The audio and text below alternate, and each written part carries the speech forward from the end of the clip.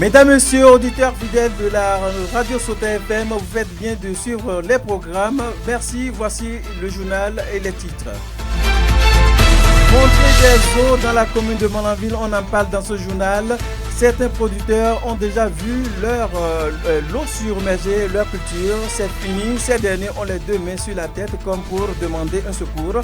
Le témoignage de El Zika est assis dans ce journal. Eh bien, c'est désormais officiel. Le marché moderne de Glazoué est inauguré ce mardi 28 août 2024 par les ministres du Commerce, de l'Industrie, le ministre d'État du Développement, de l'Action gouvernementale, celui de l'Agriculture, de l'Élevage et de la Pêche et de l'Enseignement supérieur. C'était en présence des populations à la base, autorités politico-administratives et députés à l'Assemblée nationale. Quelques temps forts de cette cérémonie inaugurale, c'est dans ce journal. À suivre en autre sport, l'éliminatoire de la CAN Maroc 2025 avec à la clé la liste des 25 joueurs dévoilée par le sélectionneur des Guépards du Bénin, sans oublier la compétition des chapeaux pour le tirage au sort de la Ligue des champions qui va se dérouler ce jour à partir de 18h, sans oublier les nouvelles hors de nos frontières et la revue de presse nationale de Lukman Routio. C'est là pour les titres, merci de nous préférer. Sautin Midi Magazine, le point de l'actualité de la journée sur ta radio. Sautin FM, c'est maintenant et tout de suite. De nouveau, bienvenue à chacun et à tous.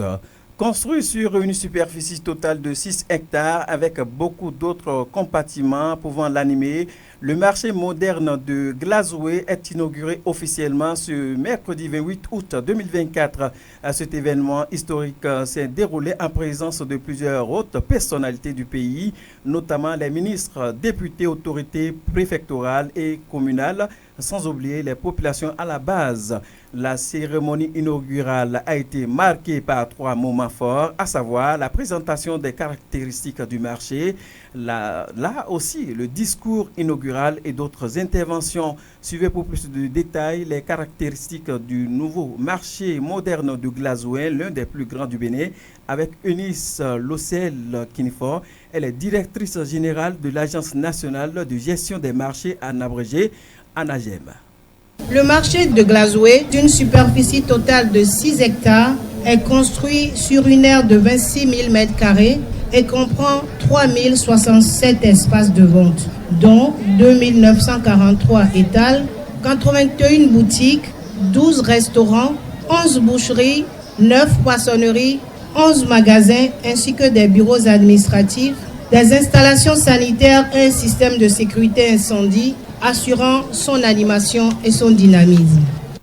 Selon la ministre de l'Industrie et du Commerce du Bénin, c'est une nouvelle page de l'histoire de notre pays qui s'inscrit à travers cette inauguration, ce qui dénote de la vision du chef de l'État Patrice Talon à doter certaines localités du Bénin des marchés de type moderne, a-t-elle ajouté en s'adressant aux commerçants et commerçantes d'en faire un bon usage. Alimatou Sardiat Assoumat, j'allais dire, ministre de l'Industrie et du Commerce, qu'on écoute.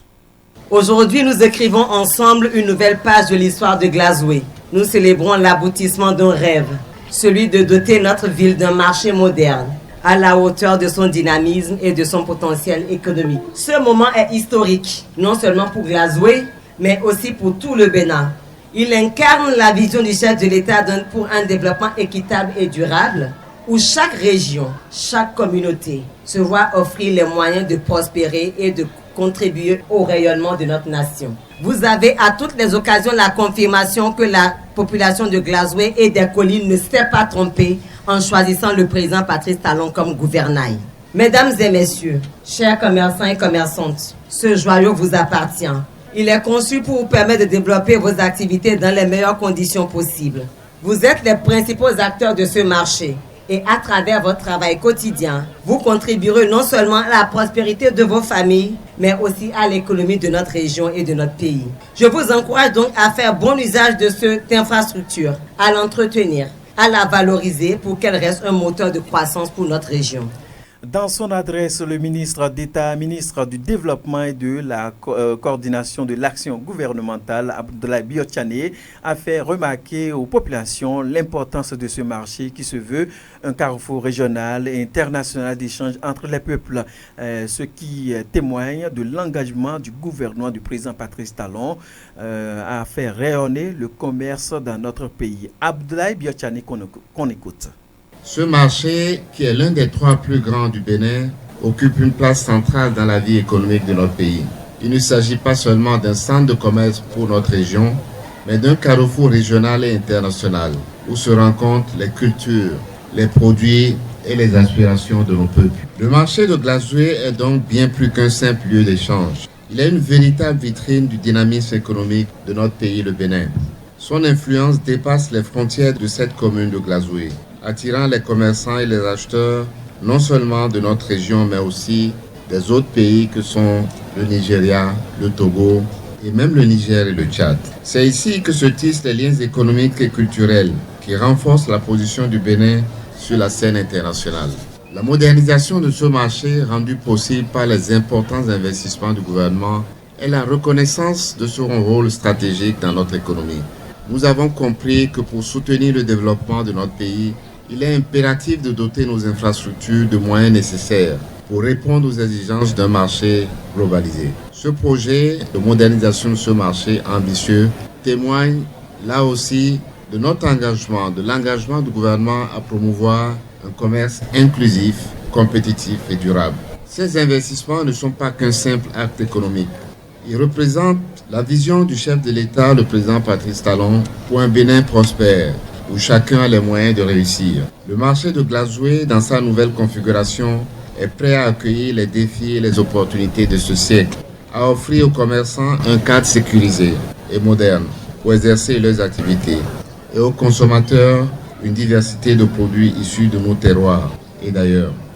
À l'instant, Abdoulaye Biotchane, il est le ministre d'État, ministre du Développement et de coordination de l'action gouvernementale sur Sota FM.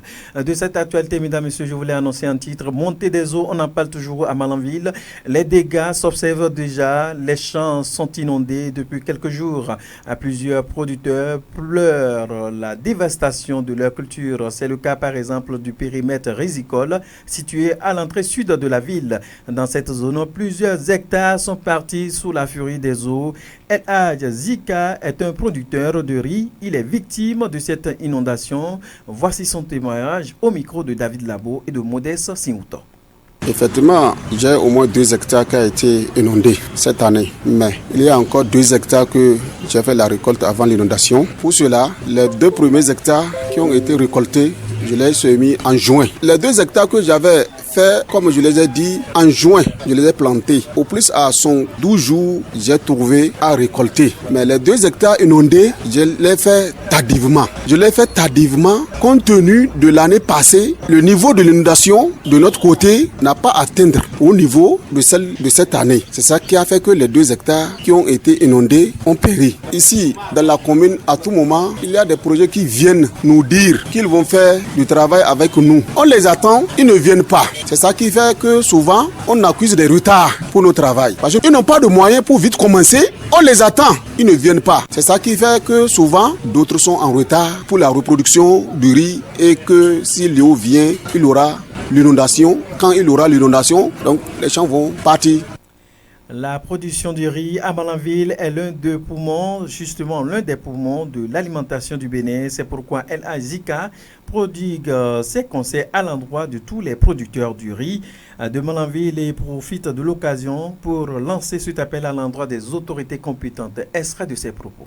Donc je fais appel à tous producteurs qui veulent faire le champ de riz pendant la saison pluvieuse dans les bas-fonds, qu'ils soient un peu vite. S'il commence très tôt, même s'il aura l'inondation, il peut trouver un peu dans le champ. Et encore, ça des variétés qui ont de moins de 80 jours, disons à peine 1 mois et demi et 2 mois et demi. de variétés. Donc si tu fais ça dans le bas-fond, donc de là, tu peux récolter. Mais il y a des variétés aussi qui peuvent faire 3 mois. Si tu ne le fais pas très tôt, du coup, quand il y aura l'inondation, ça risque de périr. Donc maintenant, on fait l'appel au gouvernement et aussi les autorités de la commune de voir nos cas. Parce que ici, on peut dire d'Indiganda que vraiment, on a une terre. Si ils nous aident, on peut nourrir tout le Bénin. S'ils nous aident, on peut nourrir tout le Bénin. La ruserie de Malanville, qui est à Bodje-Kali, à tout moment, ils viennent nous dire de produire le riz, ils veulent acheter, ils ne viennent pas. Ça nous décourage aussi de plus. Ça nous décourage. Si l'État veille sur nous, alors, comme je l'ai dit,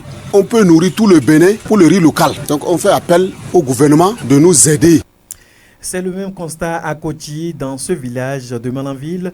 Un producteur de riz dit être victime de la situation d'inondation. Il explique par ailleurs les raisons qui l'ont poussé à semer, sachant que cette zone est une zone inondable. Soussoumela, qu'on écoute.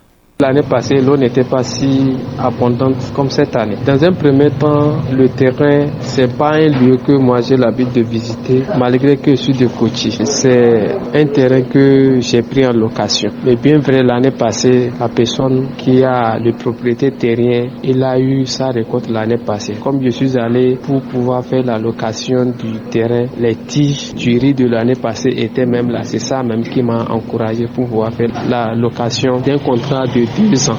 Maintenant, je l'ai payé. Le labour, c'est payant. L'essence, carburant, le repiquage, le planage, tout ça. C'est des dépenses énormes. Et j'ai même fait le premier engraissage. Donc c'est hier, moi, je suis allé dans le champ. On sait, je sais, l'intéressé, le propriétaire terrien lui-même, il sait que c'est une zone inondée. Maintenant, comme l'année passée, l'eau n'était pas si beaucoup comme l'année surpassée, on disait que cette année-là, ça va être encore moins. Donc c'est ça qui m'a donné l'espoir d'aller prendre ce domaine-là en location. Mais malheureusement, voilà les résultats, tout est parti en vain. De cette actualité, on reste toujours au plan local. Vous l'aurez sans doute constaté, le piment vert est désormais disponible en abondance sur le marché international de Malanville. Cette épice provient justement de Dongari. C'est une localité dans la commune de Kandi, vendue à 80 000 francs CFA, voire 85 000 francs, et même parfois à 100 000 francs CFA. Il y a donc un mois environ, le piment vert est vendu aujourd'hui à 4 000 francs, voire 5 000 francs le sac sur le marché international de Malanville, selon une revendeuse rencontrée par une équipe de nos reporters. Pour plus de précision, je vous invite à suivre donc Kassoua Alice, elle est revendeuse du piment vert rencontrée sur le marché international de Malanville. Je m'appelle Kassoua Alira. Il y a vraiment le piment vert. Ça vient de Kandi, précisément dans le village appelé Dongori, qui se situe dans la commune de Kandi. Le prix de piment vert n'a pas sa limite, ça varie. Parfois ça augmente, parfois ça descend. Donc comme maintenant nous sommes dans la saison pluvieuse, le prix de piment ça a baissé. C'est environ 5 000, 4 000 le sac. Avant, le sac de piment était à 80, 85 000, parfois même jusqu'à 100 000. Mais maintenant c'est 4 000, 5 000. Le commerce du piment n'est pas sans difficulté selon les acteurs de cette filière. Les tasses et les autres tracasseries de transport leur compliquent justement cette activité. Suivez le témoignage de cette dame que nous vous proposons. On a beaucoup de difficultés sur la voie parce que les policiers arrêtent les taximans à chaque instant pour réclamer les taxes. Et maintenant, d'ici à Kandi, frais du sac, c'est à 1250. Maintenant, on va payer les douaniers, les policiers aussi. On vend ça ici, on amène ça aussi au Niger. On a des difficultés, beaucoup sur la voie. Par exemple, au niveau des douaniers. Au niveau des douaniers, on paye pour aller au Niger. Les Mariens aussi, après avoir les réglés sur la voie, ils nous arrêtent au bord du fleuve pour réclamer encore autre sous. Après avoir les réglés au niveau de leur poste. Il faut que moi, mon problème, c'est de les sensibiliser par rapport aux commerçants qui sortent pour aller chercher leurs biens là-bas. Parce que maintenant, le développement d'un pays dépend de son voisin. Si on ne dépend pas de l'autre, on ne peut jamais se développer. Maintenant, si quelqu'un n'entre pas de l'autre côté et l'autre aussi ne rentre vendent pas, ça ne veut pas du tout. On ne peut même pas consommer le piment dans notre localité seule. Il faut que ça sorte pour aller ailleurs, pour que l'autre même puisse nous aider à consommer ça. Nous seuls, on ne peut pas consommer le piment vert. Mesdames, Messieurs, nous observons juste une courte pause, c'est la pause qui s'impose. Sota Info Midi, le point de l'actualité sur ta radio. Prenons à présent la direction de Gongon. 4 sacs d'engrais, 8 flacons d'insecticides et autres. C'est le butin d'un cambriolage au domicile d'un agriculteur à Gongon, un village de l'arrondissement de Guéné. Des individus non encore identifiés ont réussi à opérer dans la nuit du mardi au mercredi dernier. Le propriétaire, selon son témoignage, a constaté le forfait au petit matin d'hier mercredi. Les individus sont donc partis avec des intrants agricoles. Suivez son témoignage. 4 sacs d'engrais, 8 flacons d'insecticides. Ils ont défoncé la porte. Ce sont des individus que nous ne connaissons pas. Nous n'avons pas réussi à les identifier. C'était dans la nuit du mardi à mercredi. C'est ce mercredi matin que j'ai remarqué les dégâts. Ils ont emporté 4 sacs d'engrais, 8 flacons d'insecticides, la farine et les condiments pour la cuisine. Voilà ce qui s'est passé. Nous n'avons pas pu les identifier. Et bien voilà, autre volet de l'actualité dans ce journal, de la joie en 2018 à la délusion. Point d'interrogation, c'est bien ce que, en tout cas, ce qu'on peut retenir des habitants de Koti, une localité de Malanville au nord du Bénin, située entre les fleuves Niger et Sota. Cette localité de plus en plus de 6000 dames a bénéficié en 2018 de la construction de centres de santé dont les travaux sont financés par la mairie, mais depuis donc l'infrastructure sanitaire est restée non fonctionnelle et végète dans l'abandon total. Pourtant, c'est le seul centre de santé qui aurait donc pu bénéficier à cette localité de Koti. Je vous invite à suivre ici la rédaction de Sota FM qui s'est intéressée à la situation à travers ce reportage que nous propose Lukman Ouroutio. Imaginez, monsieur le journaliste, si une famille en travail veut accoucher. On la prend, la met dans le barque. Il y a tous les risques d'être se noyer encore dans les eaux, tout ça là.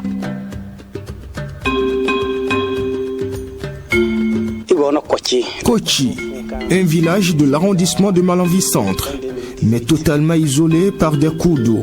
Dans cet isolement végète une bâtisse de plusieurs pièces située du côté nord-est du village.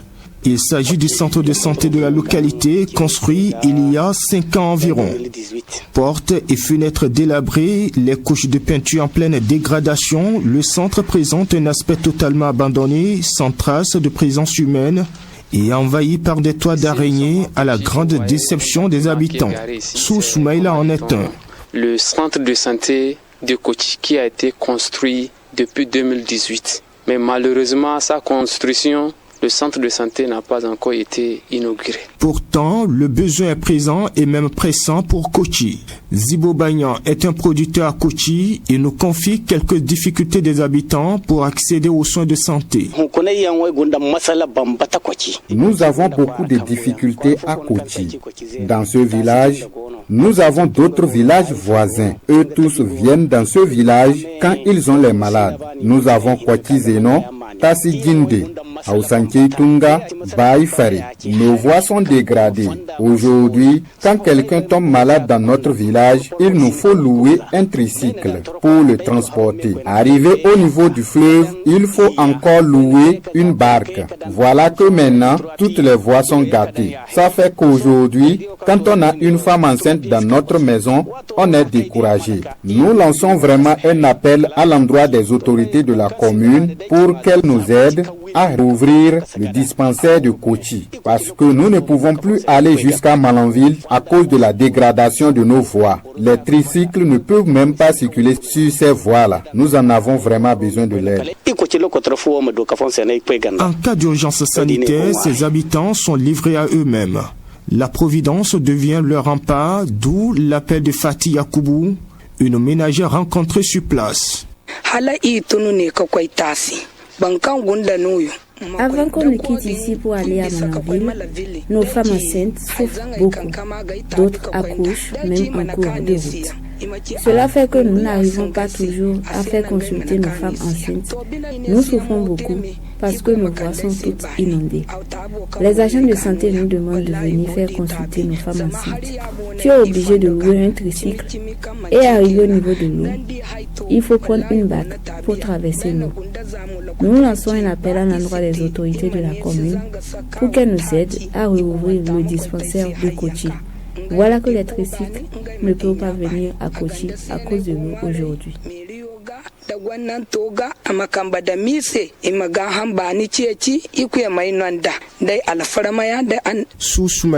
C'est le seul et unique et il n'en a pas encore un autre centre de santé. Et nous avons bel et bien besoin d'un centre de santé à Kochi. Kochi est un village de l'arrondissement de Malanville, le plus proche de Malanville et encore à la fois le plus loin. Parce que je dis le plus loin parce qu'il y a un fleuve qui sépare Kochi de Malanville. Si nous décidons d'aller à Malanville, c'est encore des risques. Parce que très bientôt, les fleuves vont monter, les eaux vont abandonner les lits. Nous allons rentrer dans pirogue de Kochi ici jusqu'à Malanville.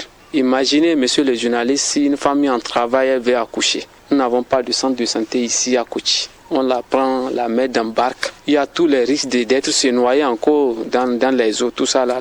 Donc vraiment, ça ne va pas. Il doit y avoir un centre de santé, les agents de santé et les produits médicaux.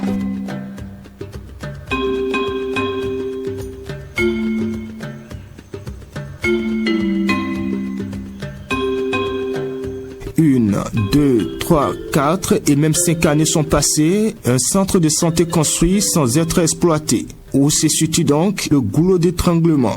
À cette préoccupation, Orukoukou Orukoni, médecin coordonnateur de la zone sanitaire Malanville-Karimaman, explique. Il faut dire que dans la commune de Malanville, il y avait 6 formations sanitaires qui ont été construites comme ça. Le véritable problème, c'est qu'il n'y a pas d'équipement. Donc, il fallait équiper.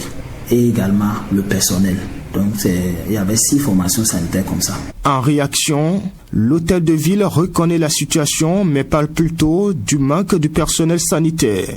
Dans un entretien, le maire de Malanville se justifie et impute la responsabilité au ministère de la Santé. Guidami Gado. Le problème qu'il y a, c'est le problème de personnel. C'est un volet exclusivement réservé à l'État parce que la mairie ne peut pas recruter des médecins ou bien et mettre à disposition. Il y a un certain nombre de centres comme ça. Quand vous allez peut-être un peu vers Tombouctou, le minimum de matériel est dedans. Mais ce qui manque fondamentalement, c'est le personnel. Et que jusqu'à l'heure où je vous parle, tout comme Kochi et autres, c'est le manque de personnel.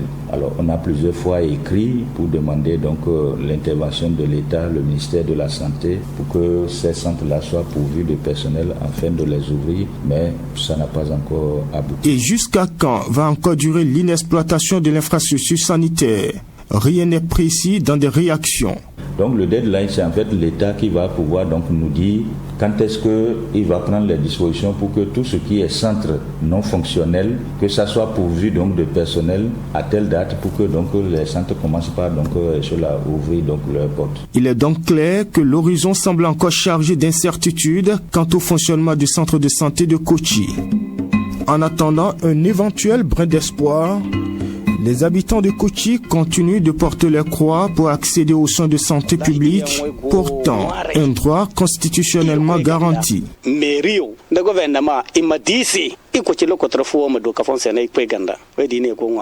bien voilà, merci à vous, Luc Ponorocho. Nous restons toujours avec vous. C'est maintenant pour la revue de presse nationale, le condensé de l'actualité nationale au plan local et national. Et c'est tout de suite. Suivez la revue de presse sur Souta FM. Amis de la Plume du papier, mesdames, messieurs, bonjour. Dans l'actualité ce jeudi Tout comme hier, des sujets sont abordés pêle-mêle par les journaux. Démarrons avec l'éducation. Le matinal évoque les préparatifs de la rentrée scolaire 2024-2025 et place les enseignants entre optimisme et inquiétude. D'abord, fait savoir le journal, la rentrée scolaire 2024-2025 s'approche à grands pas. Comme annoncé, le 16 septembre prochain, l'école béninoise va rouvrir ses portes. À une vingtaine de jours de la reprise, le secrétaire général fédéral de la FEDESEN, Cessa Venet, déclare, citation, « Nous, on est prêts, les enseignants et les syndicats de même, nous sommes pressés de revoir nos enfants, dit Christian Lokossou, cité par le matinal. » Le journal donne également la parole à Richard Awansou, le secrétaire général du syndicat national des enseignements secondaires et des lycées justice sociale. Pour lui, rien n'est sûr pour la rentrée prochaine, rapporte le journal qui souligne que le syndicaliste en veut pour preuve la lenteur qu'accuse le gouvernement dans la publication de la liste des mutations et des nominations au titre de l'année 2024-2025. Le gouvernement ne semble pas être prêt, déclare-t-il, et cité par le journal.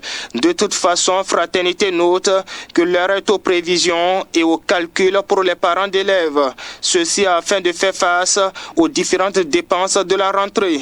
Les poches sont en souffrance, relève le Canard de Ménotin à qui Paul, un parent d'élève, confie que le salaire d'un seul mois ne lui permet pas de payer les fournitures de ses 4 enfants.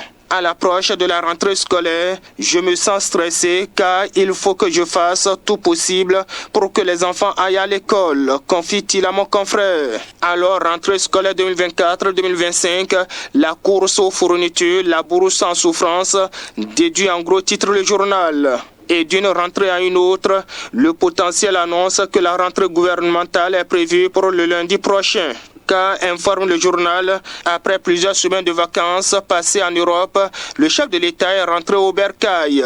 Oui, confirme l'informateur, après quelques semaines de congé, le président Patrice Talon est au Bercail. Et déjà, Matin Libre attend des actions de Talon pour mettre fin aux tueries dans les conflits entre éleveurs et agriculteurs. Mais Talon n'y arrive pas encore, constate le journal. Les agriculteurs dans leur champ se meurent. Ils sont sous le coup des poignards de leurs rivaux de tous les temps. Les éleveurs qui eux aussi ne sont pas exempts de misère, observe le quotidien qui note que tout ceci au mépris des réformes du gouvernement du président Patrice Talon. Et donc, à quand la fin des tueries et de qui viendra la délivrance, se préoccupe Quotidien Matin Libre. En attendant une solution, l'autre quotidien s'intéresse à la tension autour de l'affaire Steve Amoussou. Le Togo et le Bénin sont condamnés à préserver leur rapport de bon voisinage, écrit le journal. Entre les deux pays, c'est une histoire de je t'aime, moi non plus, renchéri en titre Gaskiani Info. Mais dans cette affaire, le journal Honoubo estime que des communications au Bénin risquent de compliquer le dossier. Et pendant ce temps, terminons avec ce coup de gueule du quotidien La Relève Info. Le journal surfe sur la gestion des ressources publiques à l'Assemblée nationale. À quoi servent en réalité les missions parlementaires, s'interroge la publication qui estime que ça balade dans les capitales africaines et occidentales sur le dos du contribuable béninois. Sans commentaire, mesdames et messieurs, on s'arrête ici dans l'espoir de nous retrouver demain pour un autre rendez-vous. Fin de cette revue. Merci de m'avoir suivi. À demain. C'était la revue de presse sur Sota FM.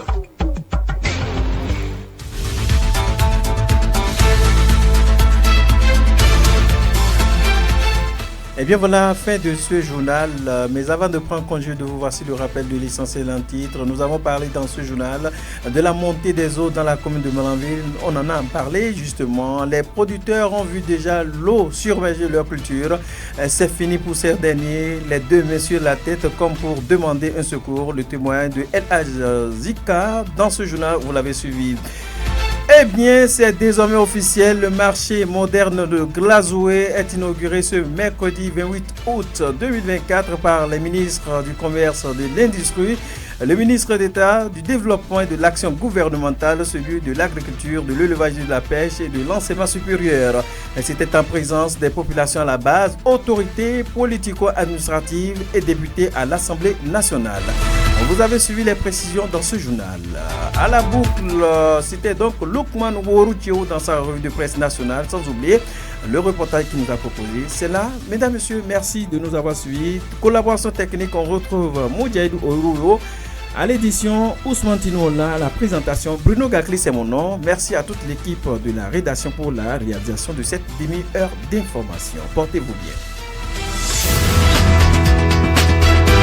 C'était Sota Midi Magazine, le rendez-vous informatif de la mi-journée sur Sota FM, la radio de l'espoir. Merci pour votre fidélité. Dans la Liborie, la différence a un nom.